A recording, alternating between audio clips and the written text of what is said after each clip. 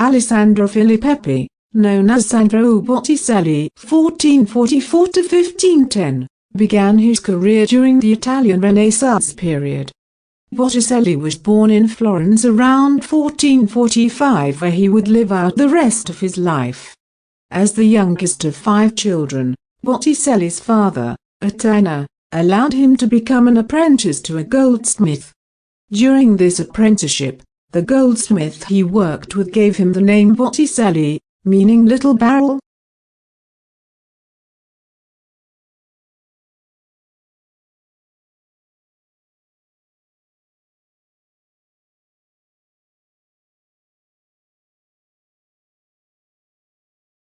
After a time, Sandro convinced his father that he wanted to study painting and was chosen to be apprenticed to the well-known painter Filippo Lippi.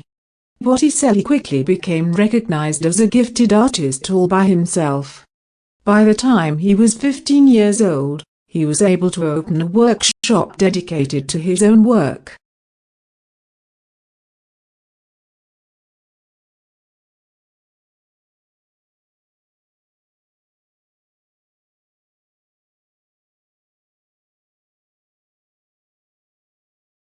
Botticelli's style evolved into one that was very distinct. His portraits seemed to have a melancholy or sad characteristic to them. Botticelli also included Neoplatonism in his work. This meant that he would bring together in one painting ideas that belonged to both Christianity and pagan ideas, which may have included mythology. One theme that Botticelli used over and over again was the idea of a very sad young girl that was detached from what was going on around her.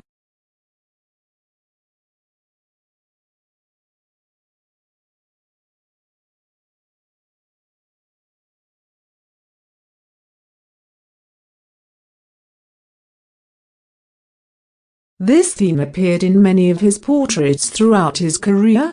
Another theme Botticelli liked tackling were the roles male and females played in society. In 1481, Botticelli was invited to Rome to take part in the painting of the Sistine Chapel. Among his greatest works are the Primavera, Pallas and the Centaur, Venus and Mars, and the Birth of Venus, all painted between 1477 to 90.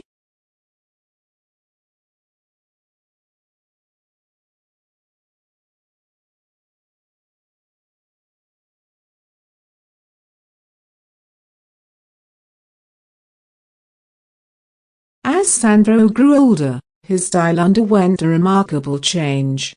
Many of his works contained a very religious feel to them. Sandro included highly religious symbolism in his paintings. They seemed to be telling a story. After 1490, Botticelli concentrated on paintings with many small figures, so that the entire picture surface seemed more alive. Many works showed this new method, such as the Calumny of Apples, the Crucifixion, the Last Communion of Saint Jerome, and the Nativity, 1501. Sandro Botticelli died at the age of 65. Some say Sandro was poor and unaccomplished at his death. This could be attributed to the rising popularity of new and contemporary artists such as Michelangelo, Raphael and Leonardo da Vinci.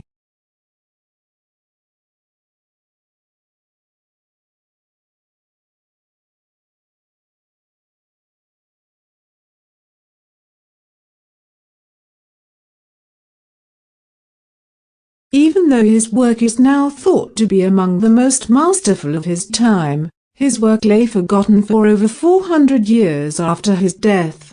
Looking back at history, he now has the respect he earned through a lifetime of achievement. Sandro Botticelli's contribution to the Italian Renaissance period was one of great distinction. About 75 of his paintings survive, many of them in the Uffizi Gallery in Florence, and today he is one of the most esteemed painters of the Italian Renaissance.